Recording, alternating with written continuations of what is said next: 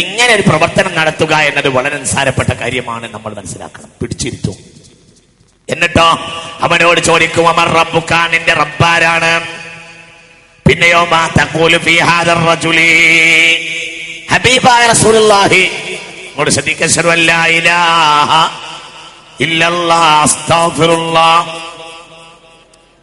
ഇങ്ങനെ ചോദിക്കാം, മാ തഖൂലു ഫീ ഹാദർ റജുലി, ഈ ആളെ പറ്റി നീ എന്ത് പറയുന്നു എന്ന് ചോദിക്കും. ഈ ആളെ പറ്റി എന്ത് പറയുന്നു? ആരെ കാണിക്കും?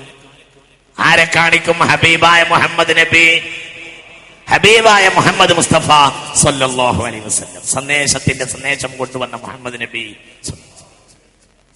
അപ്പോൾ ഫയഖൂലു, ഉടനെ അവൻ ഇദാ കാന മുഅ്മിനൻ, അവൻ മുഅ്മിനാണെങ്കിൽ, ഫയഖൂലു, അവൻ പറയും, ഹുവ അല്ലാഹു റബ്ബി ഹുവ അബ്ദുല്ലാഹി വറസൂലുഹു അശ്ഹദു അല്ലാ ഇലാഹ ഇല്ലല്ലാഹ് വ അന്ന മുഹമ്മദർ റസൂലുള്ളാഹ്. ഈ മനുഷ്യൻ അല്ലാഹു എന്റെ റബ്ബാണ്, അല്ലാഹു എന്റെ റബ്ബാണ്.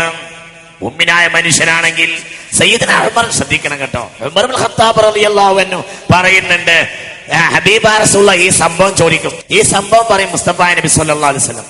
അപ്പോൾ ബഹുമാനപ്പെട്ട ഉമർ ഇബ്നുൽ ഖത്താബ് റളിയല്ലാഹു അൻഹു ചോദിക്കും ഹബീബായ നബിയോട്, യാ റസൂലല്ലാഹ്, എന്നെ ഖബറിൽ കിടത്തിയിട്ട് ഇവരെന്നെ എങ്ങനെ ചോദിക്കണ നേരത്ത് എന്റെ ബുദ്ധി എനിക്ക് അല്ലാഹു തആല മടക്കി തരുമോ എന്ന് റസൂലുള്ളാഹിനോട് ചോദിക്കാണ്. ആര്?